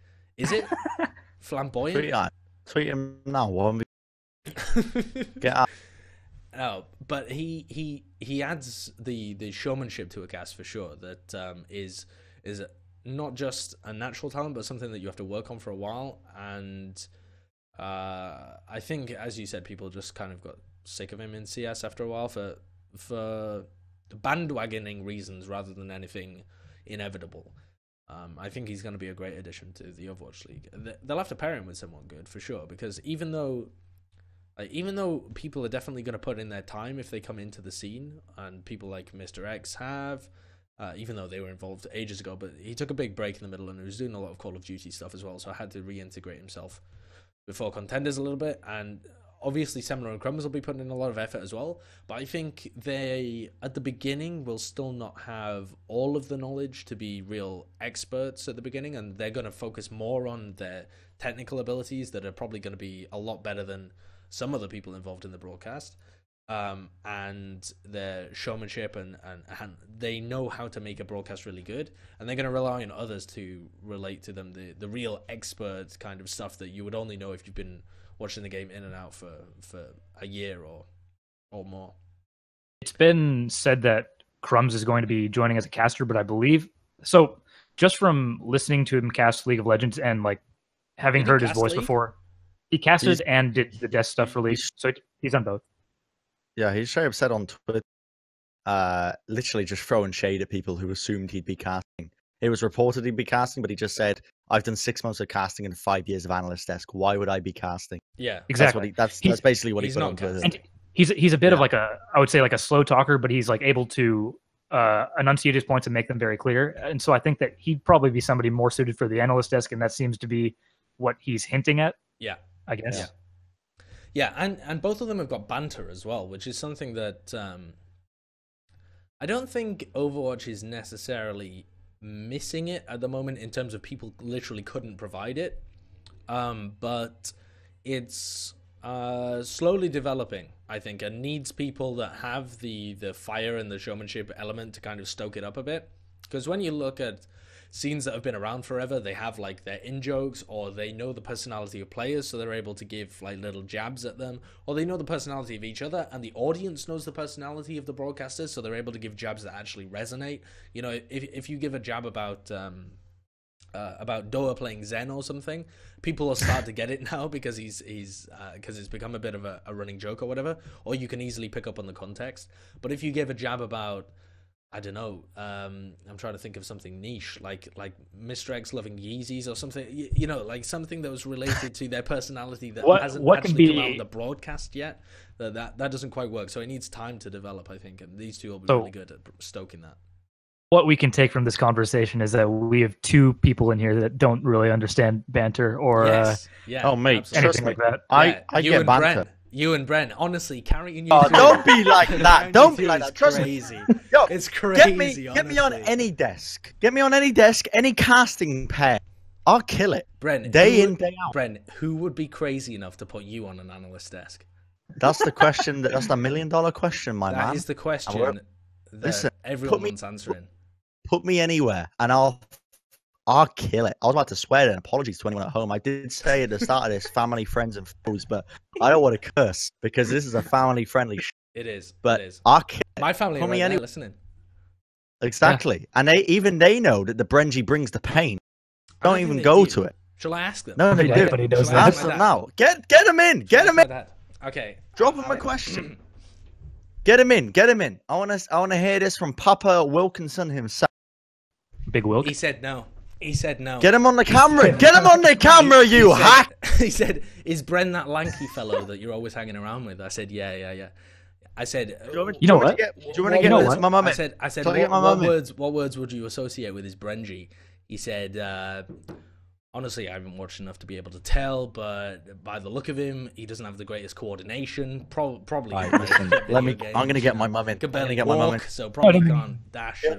She'll tell you straight. Mom! Holy shit. Come on. All right. This is going to be good. Hey, Mom! Am I a good Genji? Yeah. What? She didn't say yeah. Yeah, I know. Yeah, I am. Yeah, all right. She's definitely out of the house. What a hack. She said, you know what I found out, the secret to Bren's lankiness, he posted it on Twitter yesterday. He cooked an entire box of linguine. Yeah, I saw that. I ate it all as well. I scrammed all of it. I saw that. He cooked, He cooked about 1 serving of sauce and 4 servings of linguine. You need to eat more, Bren. We work in widescreen. Do we now? Is it? Is that the statement? Niche joke. Little niche joke. Don't know who's going to be grabbing that one, but we'll soon find out, won't we? There you go. Should we move on? Right. I was about to say, let's move on very rapidly because this is getting out of hand. We're bringing our parents into it now, which is always a no-go. We said this at the beginning. I'm just looking at my teleprompter quickly. Give me a second. Sure, absolutely. It's a miracle we haven't. Let's talk about Korea. As much as I'd love to, I don't know why I'm saying that like I'm about to go into a negative connotation here. Korean Contenders is going to be ran not by OGN but by a separate organization. Not too sure who they are. NBC Sports is. Yeah, so I'll give you. It's a TV station. Yes, it's a TV cable station in Korea. My understanding is that it's slightly larger than Korea. So when I was reading the comments from TIS Robin 311, who is our local Korean correspondent, top bloke. Yeah, he said that it's a government so for example, it's like one of the cable channels that you just kind of get, you know, like some of them you have to pay for them and some of them you just get automatically because your taxes pay for it, same as like the BBC? kind of BBC channels would be, but they're not really cable, but you understand the concept, right? Yeah. He said that it's like that. Some of the other commenters that I'm not even sure whether they're from Korea, so I don't know why they would know, but maybe they've done some crazy research, said that you also have to pay for it, same as OGN, but it's either the same as OGN or a bigger TV station. And they actually used to have an esports broadcast from 2002 to 2012 called the MSL, which was the NBC StarCraft League, I think was the thing. So the OSL, the On Game Net, which is OGN StarCraft League, used to run at the same time, and NBC also had one. So these are the two TV stations in Korea that have run esports stuff in the past, but OGN ran it for a long time, all the way back. I actually don't know when they started, maybe even back in the 90s, but it might have been the early 2000s, and still do it now, obviously. They're still doing, or were doing Apex, they're planning to do PUBG stuff, they still do broadcasts of the LCK, and they're broadcast on Korean television. This is a different Korean television channel, but they haven't done broadcasts since 2012. So it's been a 5-year gap since they've last run any esports stuff. But they did run it for 10 years previously doing StarCraft. And so basically, Blizzard have signed a big media deal with NBC Sports Plus, reportedly, according to ESPN, I think. No, it was some Korean site. I don't know which Korean site it was. The one that has I and K in. That's the one. That they will be the distributors of both Contenders Korea and the Overwatch League Korean broadcasts, like when they do it for a Korean audience in Korean. So another big media deal coming up for Overwatch League and Contenders, but it means that Apex and the whole of OGN have been cut out of the system at the moment. For me, it means like the biggest thing is that English broadcast won't be done probably by Papa Smithy or Achilleos or I think was it Spawn and Wolf. You Spawn, say it that, wasn't but Spawn. No, not Spawn. It was sorry, what's his name? Atlas. Yeah. You say that, but is that going to be the case? Because Well, They here's work for the OGN. reason I say this Yeah. is because OGN they were still freelance, right? They could still work Now I'm- outside yes, of different they games could because still work outside of that. Yeah, the casters they're doing like PUBG and whatnot. I guess that is for OGN. yeah, that But they was can fine also too. do They can also do stuff they- for Riot, and they did stuff for Blizzard in the past as well. exactly. Yeah, they're kind of freelance. So is there anything But stopping this them? isn't but those weren't direct competitors to OGN, were they? Whereas this essentially would Well, be. I think it's less a competitor thing. I think it's more just a time scale thing. Like, imagine the amount of games that they're going to have to cover if they were doing Contenders Korea and the English. PUBG League. No, they definitely won't be doing the Korean broadcast of the Overwatch League, right? So we can scrub that out. If we're talking about English cast, it's only Contenders Korea that we're on about. And the amount of Contenders Korean Contenders games that are going on will be a large amount. There's 37 games per season that run from March till May. It's pretty much happening every week, stuff like that. So I think that they simply wouldn't have the time to be able to do that at the same time as the PUBG stuff or whatever else And OGN League is of doing. Yeah. Both of those. So I mean, looks like Josh is a call. Stat from his mom. mother. What's that? Sorry. Don't worry about it, mate. It doesn't concern you. No, I'm the host here. I need to be concerned with. Okay, well, I'll let you know. I'm now going into ASMR mode because my mother is sleeping above me. Listen, Josh, Above you. So I'm going to be very quiet. from now on, and I'm going to give you the 10 triggers to go to sleep in an Overwatch fashion. Here's one. This is disgusting. Right, we need to speed this up. I didn't know you were a Hanzo main. It's honestly the first thing that just came to mind when I thought about Overwatch. I thought, You what can didn't I think say of that's the Overwatch related? I was gonna say Omaya Sleep Womu Dark. Shindaru. That's not Overwatch. Nani? I thought you were gonna say the sleep dart. The sleep dart. Nani? So Let's- yeah, it Let's for me move. it does Let's look like the English casters are not gonna. So I'm not really sure who they're gonna have, or possibly they might not even have English casters doing it. Because if you really think about it, the amount of people involved in Overwatch League at the moment, what is there, like 12 people, something like that? And The then massive amount. I don't know. Yeah, it's a lot of people. And then the amount, I mean, just the talent, right? People working on the casting and the desk and reporting. And then the people who are going to be involved in Contenders, like if they want to run a desk for that, they need at least 1-2 casting pairs, say 1 casting pair and 3 desk members or something. And then they need 5 people for Europe and North America. And then they've got the people in Australia from Full Circle. Then they need people for Pacific to do it in English. Then they need people for Korea to do it in English. Then they need people for South America to do it in English. This is a huge amount of English-speaking casters that at the moment just simply don't exist in the scene. I mean, the amount of casters do exist in the scene, but the amount of good casters with experience don't exist in the scene. And so... maybe this is why they did the open casting call. Yeah, thinking emoji. No, it definitely is. But the thing is, that doesn't necessarily mean that they're immediately going to go into broadcasting every single region in English. They certainly might. I mean, we saw some of the people doing the Taiwanese, what was it called? The Taiwanese Rumble or something? The Rumble in Taiwan? Overwatch Rumble or something. Overwatch I don't know. Something like that. But that had 2 new casters there alongside ZP. So I would imagine that they're probably testing them out to do either the Pacific region's English cast while Avril and Pixie go and do the Australian, or they go back and do the Australian while Avril and Pixie go and do the Pacific, But either way, they've got a lot of gaps to fill, so I don't think it's necessarily 100% that all of the regions are going to have English casting, but it would be a big blow, I think, to our Western audience if English casting wasn't available for Korea in particular, because it's going to be the most competitive Contenders region.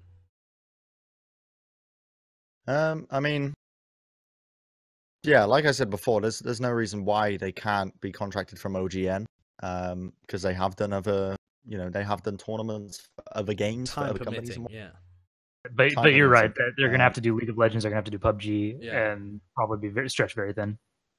Yeah. Well, the fact that OGN are going into PUBG as well, I think, is interesting, because it may well be that Blizzard, I think, are probably fairly demanding of what they want from their media partners, from their broadcasters. So for something like Contenders Korea, they have a schedule that they have to stick to. And if the broadcaster can't fit to that schedule or isn't willing to give them the flexibility or whatever, I can certainly imagine that Blizzard would rather have somebody who's completely flexible and on board with them, like NBC Sports, rather than dealing with OGN, even though they have the really good English commentators alongside them. How long have we been recording for? 1 hour 30. Let's speed it up. Okay. Lord Bren has spoken. Here's the last thing I want to touch on this. The production level of NBC Sports Plus, it's still a TV station. It's still in Korea. They did esports for 10 years, and they were on the same level as OGN back then. Obviously, the level of production has increased in the past 5 years, but they should still be, if not as good as OGN, they should be really good. They should be like the best Contenders region in terms of production, I think. Right. So people who are worried Harsha, about that, don't be. Any final thoughts? No. Excellent. Lovely. Let's move on to, I want to cover the rest of the Korea scene, and I'm actually going to leave China out. Is that cool with you guys? Or we'll leave China for the next episode? Yeah, sure. Cool. Let's talk about the Nexus Cup then, because, I mean, that is China. That is China as well, actually. Well, I'm back. It's Bren again. Okay. Welcome. As you can see, I've had one too many Coronas, but we'll go into the Nexus Cup. I only watched a few of the games. I'm going to be completely honest with you. I'm not going to try and lie my way through this one like I have done in the past. So I don't know the results particularly, but I did watch a few of the matches, and I gotta say once again, no surprises. Korea being the most dominant. Yeah, I mean, Harsha, did you watch much of the Nexus Cup? Let's get your thoughts on it. I watched mostly the Korean games, to be honest. Yeah. I didn't watch a lot of the earlier brackets, but like, I guess just from watching at least the last few rounds of the tournament, it is promising to see that new rosters for both Kongdu and for Lunatic High can at least advance pretty far into the tournament. It's also really promising to see that they weren't just suddenly, the best. Like X6 actually came out to play and looked really good, especially with Architect on the team now. Yes, he made a huge difference for that team, because X6 have basically been languishing since they started. They won the Challenger series, right? And then they just kind of had middling results. Did they make playoffs a couple of times? They were really hyped up, but then they never really delivered on it. Is basically their story. Yeah. They beat Envious once with their tank playing Junkrat. That was a high point for sure. But they have really not had any really big results apart from winning this tournament. And they actually, I think they beat the original Lunatic High, like the Seoul Dynasty team, in order to qualify for this tournament in the first place. So these guys have had big performances coming into this, and the addition of Architect seems to have had made a big difference. Architect used to play for Conbox. I was pretty surprised that nobody picked him up for Overwatch League. Then I realized his age, and he's 17, but he actually turns 18 in March, I believe. So he could have still been a pickup for one of these Overwatch League teams, but really he's going to be one of these big guys to watch next season, I think, or maybe even in the mid-season signing period if some team's lacking Genji and feels like a Korean guy would fill the spot. He can also play a lot of flex DPS kind of roles, and he's very talented at it. Yeah, he's one of the next big stars from Korea. Especially from watching the games, like his impact alone, a lot of the time, there's somewhat like sometimes a disconnect just from like, observing bias or I guess like you don't see everything that a player is doing on screen, but like Architect, like you could easily see his impact. Like he was chaining together kills, like opening up fights for X6. The guy's really good at Genji. Like even on the Tracer, which they put God's Be on a lot of the time, I thought that Architect's Tracer looked even more impressive. So like I guess that is worrying in a sense that he looked better on all of his heroes, but the team at least looks like it's functioning well, and Architect looks to be like a big part of that. Yeah. I think it's also been nice to see Element Mystic, who are the top team coming out of Challenger performing pretty well, even though I feel like they're a team a little bit like GC Busan, where they have very good fundamentals in terms of teamwork and a good level of talent across the board. Their tanks are very good, Fearless and Dako, and they have one of their star flex DPS called Sparkle, who, even though occasionally overextends and is incredibly young, he's only 15 years old, and he's one of the stars for like the third best team in this Nexus Cup. But the team in general is having a decent performance even in this new meta, where I thought they would struggle a little bit more. And I expect to see big things from them coming forwards if they manage to qualify for Apex, because they've actually not. Because Apex has been reduced from 16 down to 12 with the new Contenders career, they actually have to qualify again, even though they finished first in Challenger. But I expect them to do that with relative ease and go on to be a pretty good team in Contenders career as well. So they're another team to look out for. I think one of the disappointing things is that we weren't able to see Runaway performing like we used to see them, where they ended up getting knocked out. Goodbye, Sideshow. Where they ended up getting knocked out by, like the downgraded Lunatic High, and not being able to make much noise in the tournament. They even lost to VG in the lower bracket. A lot of people were sad that wasn't able to get into Overwatch League yet. After the loss of Runner, it looks like they aren't really able to do much at all. Yeah, I mean they were fan favorites coming into. Yeah. We're talking about Runaway, but it's not only that they were fan favorites, right? They have some really talented players like exactly, like Stitch, like Janu. Like I mean, they came second in APAC. Yeah, right. Exactly, and in Apex. So these guys were really talented, but it looks like the loss of Runner just hampered them significantly. And I did hear about issues in like the team environment and stuff like that after they weren't able to win either APAC or Apex. So like maybe that's curse of getting second every time just kind of hampered down on them. Well, they were also trying weird things with their team compositions. Like they brought Lucid into the team to play flex support for them, which allowed them to free up Cox a little bit. So he was playing So to set the scene, Runaway had been experimenting with their compositions throughout the whole of Apex Season 4, but decided when they played against GC Busan, I think GC Busan were running them so close that they decided to go to what is just their default. Is their dive, because Haxal is really the only star player on the team. If you're talking about real major impact, this team's got a lot of cohesion. They can play very well. They play fast tempo as well, but they really. I mean, I think it has to be said that Stitch is also pretty. Who? TZ? Did you say TZ? No, I said Stitch. Oh, Stitch. Yeah, Stitch is pretty good as well, but I don't think he's really like a star. He's not going to run away with the game. Haxal and Cox are their two big players, I think, and so since they've started putting Cox in the DPS role, he's very good, but he needs someone else alongside him. And every time that Cox goes to DPS, they have to rotate Haxel to either Diva or Lucio. So they don't really run their two carry players in the same thing. What's going on, Mr. Popular? Yeah, I know. I'm just popping off here. So I think they've got a couple of problems in how they were really approaching it, and they'd only found one composition that was working really well for them, and they weren't able to play it because they tried to add Lucid in the team, and they were trying to experiment with a load of stuff. Cool. Thank you for your insight, ladies and man. I don't know why I just called you a lady.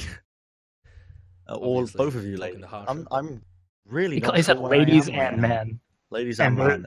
There are only two other people in this call, so he calls one of us a plural. Or there's just no man. There's so many different things you could talk about with the Nexus Cup here. For one, this new Lunatic High roster as well. I saw people sort of making the assumptions they were going to win the whole thing just because they were underneath this Lunatic High brand. Even though that's not the case at all. It's a completely new roster. They were good though. Yeah, they were good. They performed, I think, relatively well compared to a lot of the other teams that we were expecting, like Runaway, like we were just talking about. I mean, we could talk about Lunatic High again. I want to keep it short. I want to keep it sweet. So please don't go on for 15 minutes. Any thoughts on Lunatic High, on this new roster that we got? Harsha? I mean, it seems like they'll always, or at least they have some general idea of how to always perform and like have a consistently good roster. I don't think. I mean, it'll take some time for this team to probably get up to the level that is expected of the Lunatic High brand, but or they might not, to be honest. Yeah. But they have They have some definitely good players on this team. Like I think IDK is definitely a standout, especially when he was on Africa Freaks Blue, I believe, during season 4 of Apex. Looked really good there, and now a pretty central figure for the new Lunatic High. Yeah. Yarg is also playing pretty well as well. He was a backup for Rhino Gaming's Titans, I think, which is just some like trash team in Apex, and pretty much didn't get fielded at all. And then as soon as he was playing for Lunatic High, it was obvious that this guy is actually a really good Genji player, played well within the team system. For some reason, towards the end of the playoff bracket, they were running him on off-tank as well. I have no idea why. Maybe Guardian was sick or something. But Yarg is potentially as good as Who Are You, who most people would have expected to be starting after his fantastic performance for Lunatic Eye in Apex Season 2. If I was to finalize this point on the Nexus Cup with a very general question, which is probably very unfair because there's a lot to talk about with this Nexus Cup with the teams, but I'm going to ask you both a question. In terms of Overwatch League, what players could you foresee coming from these teams Season 2 out of the players that I guess played in the playoffs for the Nexus Cup? Be fair about the question. The other thing is that there's also a year, like I think that there are going to be a ton of Overwatch League players that come out of Korea at the end of like even 6 months from now. They're going to be. If you were going to sign them in the mid-season, like there is still let's say mid-season. Somebody that would be a star at least would be Architect. Obviously, because as we've discussed earlier. Yeah, you've got to say Architect. Like Architect's an absolute beast. I think that he'd be a great pickup. Obviously, he only becomes 18 in March, so it's a bit more of a not really risky, but like you have to. It's the same as like Sinatra or Super or something. They're only going to come online halfway through the season. When's the signing period? Is that in March anyway? Actually, I'm not sure if this is public information or not, so I guess I won't say. I've learned my lesson. I've learned my lesson. I think some other good pickups would be Fearless and Dako, the two tanks for Element Mystic. Fearless is their main tank. Dako is their diva player. I think both of those guys are very good and would be great pickups for the team. Seven have a flex support called Bazzi, who's really, really good. Very aggressive, though, so he would potentially be like a support that you would bring in if you wanted more firepower from your support line. Can also play hitscan DPSs, occasionally flexes off to like Widowmaker or Soldier 76 even for certain compositions, and is very good at all of those. He's just like a nutty player. He just overextends a little bit, so maybe if you could rein him in, he'd be incredible. Lunatic High have like Yarg, IDK. IDK should be a great pickup for any team that's missing a real star Mercy or Lucio player, because he's fantastic at both of those. Meta Athena have got Sire player and Recry. There are a lot of good players still left in Korea. Almost had a surprise visit from Bren mum then. Fortunately, I punched her in the face and got her out of my room. And we are doubly demonetized. Bren's just going around punching mums. Yeah. Well, I mean, she just walked in. That's what Deserved happens it, around really, holiday times. She just deserved it, you know. She entered my domain where I'm in control. She clearly didn't know that I was the host of this podcast. Anyone who crosses me is going to get the old concrete slip, what I like to call them. Check your Twitter mentions, by the way, Sideshow. You'll find a gem.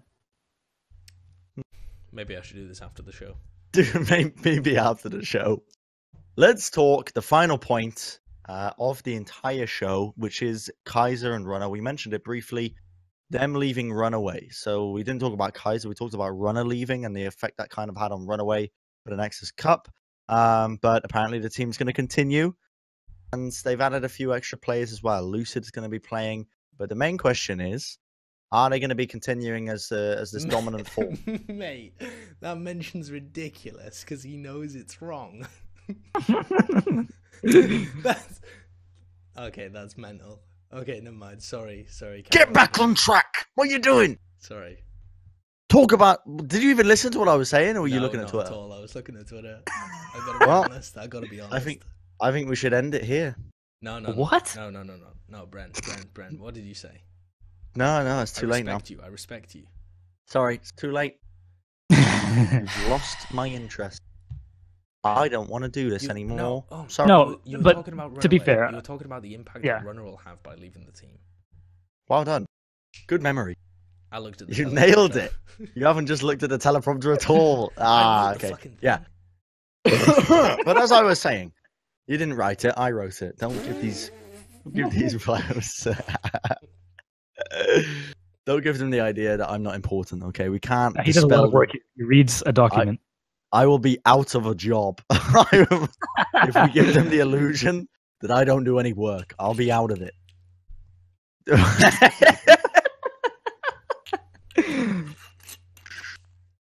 Yummy. Runaway is the team we're talking about. That's the talking point. Yes?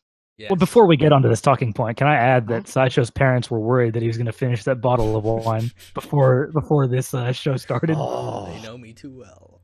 Yeah, that's a real problem. Okay, so the impact of I'm honestly losing concentration. That's impressive even for me. Point. This is our last yes, point. Let's go.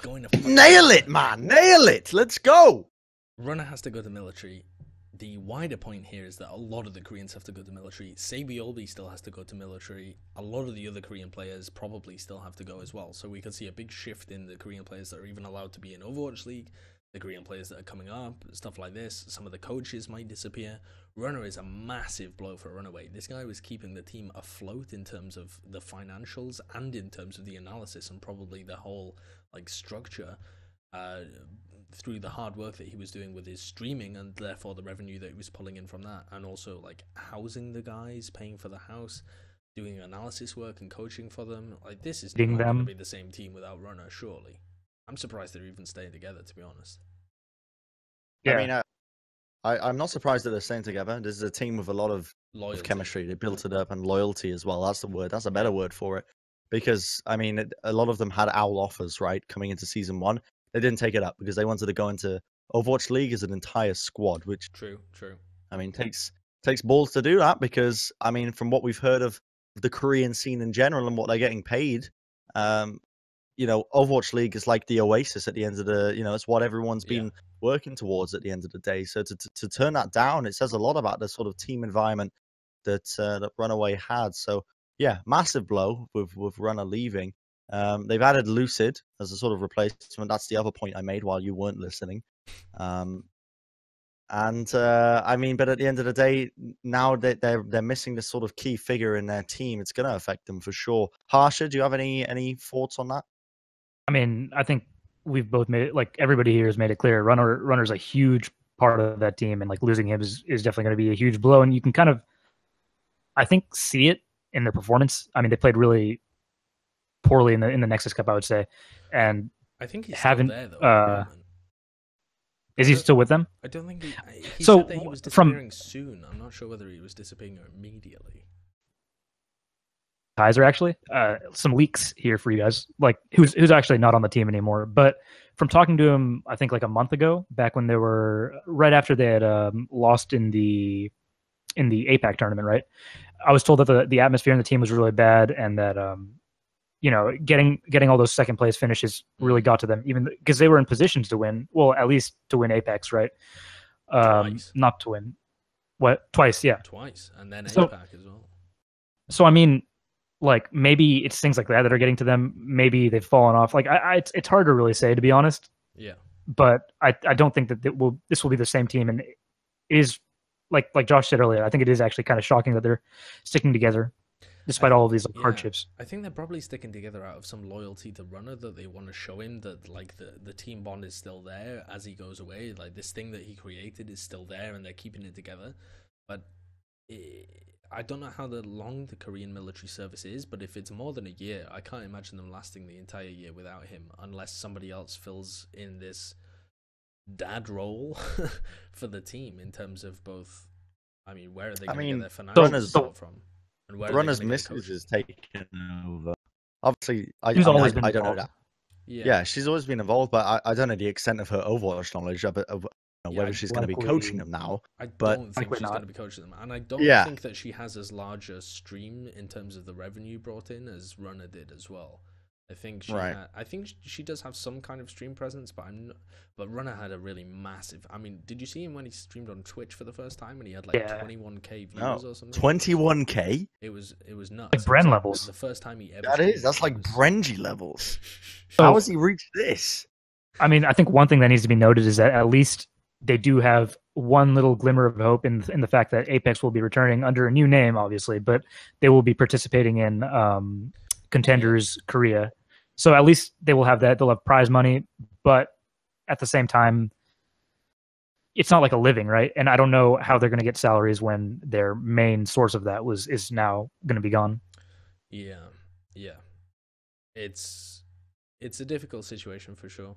The prize money that I got wrong in my video has increased in most regions, but hasn't increased for the first place team in Korea, which is what they would be going for. But for kind of the third, fourth place teams in Korea, going down to 8th, it's increased. So it's a little more sustainable for them, but I'm not really sure whether this is still like. You have to remember that payday's in May. Yes, yeah, exactly, yeah. And they have to survive until then, and they also don't have anybody who's now looking after the team in like a managerial point of view, because I think that's what Runner was also doing. Maybe Flowervin will take over that Runner's misses and see if she can find sponsors for them. But I can imagine Runaway breaking apart, and this being kind of the beginning of the end for what was a fantastic team throughout the whole of 2017. Quite sad.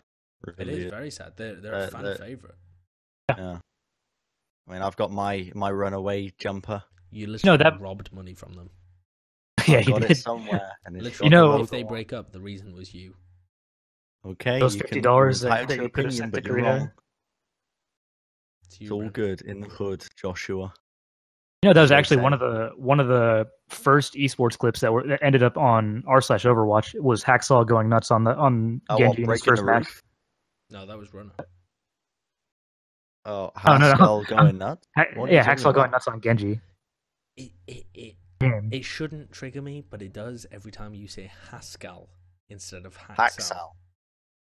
Hacksal. I don't know why. It's just that Repeat he's one of the after most me. famous players in the whole of Overwatch, and you still get his name wrong. You're talking to I Bren, can. right? Yeah. Yeah. No, I said Haskell. End it. Cut. Yeah. Is this time to end it? I believe it might be. I mean, I can tell we're all getting quite tired now. It's already been, 2 hours in? Yeah, 2 hours. You've already polished Yeah. off a bottle of wine. You've polished off a case of Coronas. Exactly. I've finished It's off a time bottle to of end water. it. If anyone has got to the end of this podcast, I want you to type in the comments and say who you want to be as the guest next time. I think we've already got a guest in mind. Bren will give But- you an at if you type in the comments now with your Yeah, exactly. If you type in the comments now and you got to the end, I'll at you. I'll straight up at you and I'll 1v1 you and I'll own you. Okay. Play Genji, the Brenji. That's the way it works. I dominate in every game I touch. Every scene, every game. Doesn't matter. Desk, casting, playing. I dominate every role. It doesn't matter. Let's cut it here, but so people know I dominate.